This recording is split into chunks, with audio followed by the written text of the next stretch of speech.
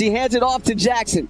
Jackson uses the screen, lost the handle, bounced past to Plum. Plum loses it, regains it, throws it up for grabs. Grabbed by Boston out of the sky, and we're going to have a foul here. No, a timeout taken by Indiana. What I love the most about this squad is that, just like O said, like we instill confidence, the coach instills confidence that any shot you take, shoot it with confidence because we trust you and we trust that you're going to make it. And I feel like that's just really helped us down the line because no matter who comes in, no matter who steps up, we're all just really happy for each other.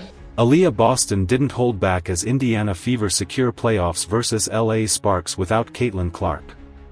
The Indiana Fever just pulled off one of their most important wins of the year, and it came without their brightest star, Caitlin Clark, on the floor.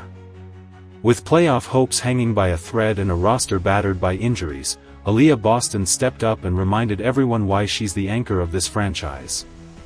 In a high-stakes matchup against the Los Angeles Sparks, Boston delivered a dominant performance with 22 points, 11 rebounds, and a career-high 6 steals, capped off with the game-sealing stop that left Fever fans roaring. About the resilient, nature of our team. I think one other thing that sometimes goes missed is just the character of these women, right? Especially this group that's been here, that's gone through all of this, and then the ones that we've brought in.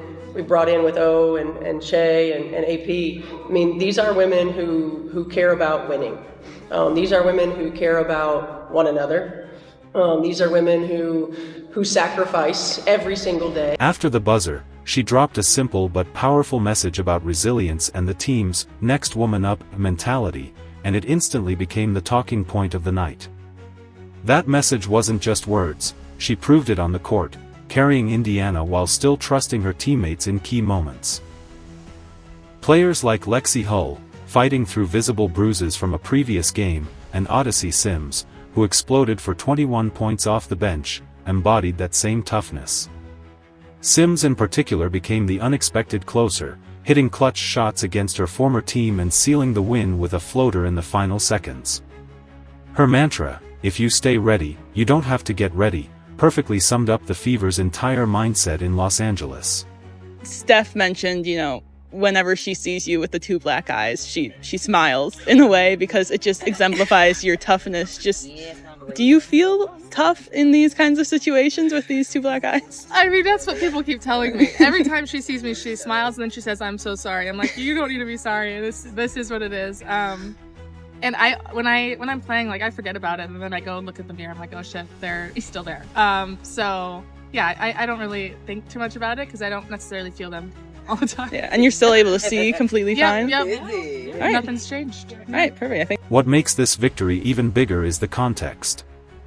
The Fever had lost all 3 previous games to the Sparks this season, and their playoff spot was in jeopardy.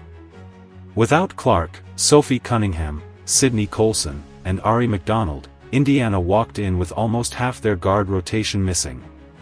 For most teams, that's a recipe for disaster, but Indiana refused to fold. They fought for every rebound, every possession, and matched LA's intensity until they finally broke through. The win not only gave them breathing room in the standings but also showed that they can survive without their top playmaker. But now, the question every fan is asking, when will Caitlin Clark be back? Originally, I was like, I just need to get the swelling to go down in my forehead. So I put a patch, slept with it the next day, woke up, and I was like, okay, the bump is almost gone, but now I have 2 black eyes. So that was tragic. But I mean, it's at this point, it's unfortunately won't be able to hide it. People know, so just rolling with it. Were you able to hide it for the photo shoots? The makeup artist did a really, really, really good job. And people that hadn't met me before were like, oh, I can't even tell. I'm like, okay. That's good. We'll take it. But I'm hoping they'll do some editing in the post. For the first time in weeks, she's been spotted back in practice gear, running through shooting drills, warming up pre-game, and looking closer to a return. With only a handful of regular season games left and playoff positioning still up for grabs, her comeback could change everything. The Fever have already proven they can gut out wins through toughness and belief, but with Clark potentially returning, they might transform from survivors into serious contenders.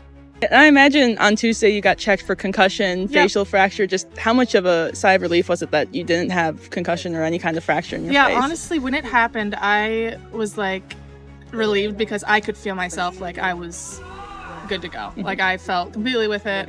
They did all the tests they needed to do, and put ice on it right away, try to, keep the swelling down. But I felt good knowing that, like, obviously it could have been a lot worse. And I'm grateful for the people online wanting to check on me and make sure that I'm okay. But I am okay. I've been fully checked out. So That's why this victory wasn't just about surviving one tough night in Los Angeles.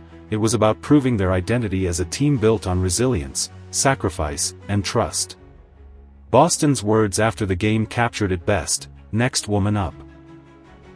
That mentality carried Indiana through when everything looked bleak, and now, with their star inching closer to a return, the Fever suddenly look like a team nobody will want to face in the postseason.